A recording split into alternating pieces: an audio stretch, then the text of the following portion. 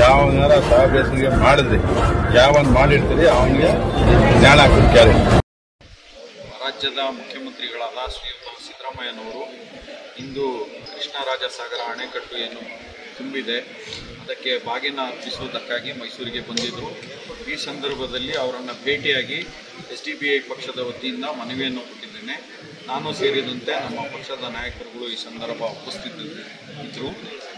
ಅವರಿಗೆ ಮನವಿ ಏನು ಮಾಡ್ಕೊಂಡಿರೋದು ಅಂತಂದರೆ, ಶ್ರೀರಂಗಪಟ್ಟಣದ ಶಾಸಕರಾದ ರಮೇಶ್ ಬಾಬು ಬಂಡಿಸಿದ್ದೇಗೌಡರು ಮುಸ್ಲಿಂ ಸಮುದಾಯವನ್ನು ಅವಹೇಳನ ಮಾಡುವಂಥ ರೀತಿಯಲ್ಲಿ ತುಂಬಿದ ಸಾರ್ವಜನಿಕ ಸಭೆಯಲ್ಲಿ ಮಾತನಾಡಿದ್ದಾರೆ. ಅಷ್ಟು ಮಾತ್ರ ಅಲ್ಲದೆ ಸರ್ಕಾರಿ ಅಧಿಕಾರಿಗಳಿಗೆ ಪ್ರಾಣ ಬೆದರಿಕೆ ಕೂಡ ಒಡ್ಡಿದ್ದಾರೆ. ಈ ನಿಟ್ಟಿನಲ್ಲಿ ಅವರ ವಿರುದ್ಧ ಕ್ರಮ ತೆಗೆದುಕೊಳ್ಳಬೇಕು.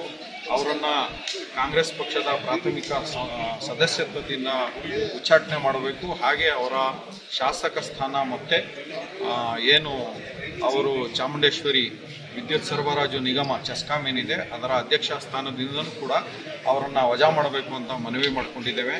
ಈ ನಿಟ್ಟಿನಲ್ಲಿ ಮುಖ್ಯಮಂತ್ರಿಗಳಿಗೆ ನಾವು ಮನವಿ ಕೊಟ್ಟಿರೋದಲ್ಲದೆ ಅವರು ಏನಾದರೂ ಕ್ರಮ ತೆಗೆದುಕೊಳ್ಳಿಲ್ಲ ಅಂತಂದರೆ ನಾವು ರಾಜ್ಯಪಾಲರಿಗೂ ಮನವಿ ನೀಡಬೇಕಾಗ್ತದೆ, ಹಾಗೂ ವಿಧಾನಸಭಾ ಅಧ್ಯಕ್ಷರಿಗೂ ಕೂಡ ಈ ಬಗ್ಗೆ ನಾವು ದೂರನ್ನು ಕೊಡಬೇಕಾಗ್ತದೆ.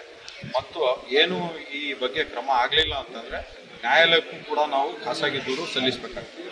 ನ್ಯಾಯಾಲಯಕ್ಕೆ ಖಾಸಗಿ ದೂರು ಸಲ್ಲಿಸುವ ಸಂಬಂಧದಲ್ಲಿ ಏನಾಗಿದೆ ಅಂತಂದರೆ, ನಾವು ಈ ಬಗ್ಗೆ ನಮ್ಮ ಮಂಡ್ಯ ಜಿಲ್ಲಾ ನಾಯಕರುಗಳ ನಿಯೋಗ ಸಂಬಂಧಪಟ್ಟ ಅರ್ಕೆರೆ ಪೊಲೀಸ್ ಸ್ಟೇಷನ್ಗೆ ದೂರು ಕೊಡಲಿಕ್ಕೆ ಹೋದಾಗ ಶಾಸಕರ ವಿರುದ್ಧ ಅಲ್ಲಿ ದೂರು ತೆಗೆದುಕೊಳ್ಳೋದನ್ನು ನಿರಾಕರಿಸಿದ್ದಾರೆ.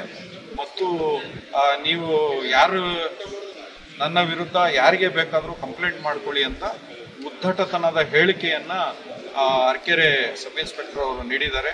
ಈ ಬಗ್ಗೆ ಕೂಡ ನಾವು ಮುಖ್ಯಮಂತ್ರಿಗಳ ಗಮನಕ್ಕೆ ತಂದಿದ್ದೇವೆ. ಹಾಗೆಯೇ ಅವರ ವಿರುದ್ಧನೂ ಕ್ರಮ ತೆಗೆದುಕೊಳ್ಬೇಕು.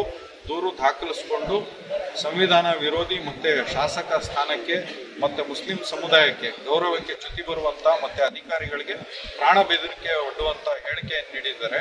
ಅದರ ವಿರುದ್ಧ ಸೂಕ್ತ ಕಾನೂನು ಕ್ರಮ ಜೊತೆಗೆ ಪಕ್ಷದಿಂದ ಉಚ್ಚಾಟನೆ, ಅವರ ಚೆಸ್ಕಾಂ ಅಧ್ಯಕ್ಷ ಸ್ಥಾನದಿಂದ ಉಚ್ಚಾಟನೆ ಮಾಡಬೇಕು ಅಂತ ಕೇಳ್ಕೊಂಡಿದ್ದೇವೆ. ಈ ನಮ್ಮ ಬೇಡಿಕೆ ಈಡೇರಲಿಲ್ಲ ಅಂತಂದರೆ ನಮ್ಮ ಹೋರಾಟ ಏನು ಹೀಗೆ ಮುಂದುವರಿರುತ್ತೆ. ಮತ್ತು ಇದಲ್ಲದೆ ರಾಜ್ಯದ ಜನಪ್ರತಿನಿಧಿಗಳು ಏನು ತಳ ವರ್ಗಗಳಿವೆ, ತಳ ಸಮುದಾಯಗಳಿವೆ, ಅದರಲ್ಲೂ ವಿಶೇಷವಾಗಿ ಮುಸ್ಲಿಂ ಸಮುದಾಯ ಏನಿದೆ ಅದನ್ನು ತುಚ್ಛವಾಗಿ ಕಾಣುವಂಥದ್ದು, ಅದಕ್ಕೆ ಅವಹೇಳನಕಾರಿಯಾಗಿ ಹೇಳಿಕೆ ಕೊಡುವಂಥದ್ದು ನಿರಂತರವಾಗಿ ಕಂಡು ಬರ್ತಾ ಇದೆ. ಇದಕ್ಕೆಲ್ಲವನ್ನು ನಿಯಂತ್ರಣ ಹೇರಬೇಕು ಅಂತ ಹೇಳಿ ಮುಖ್ಯಮಂತ್ರಿಗಳಲ್ಲಿ ನಾವು ಮನವಿ ಮಾಡ್ತೀವಿ.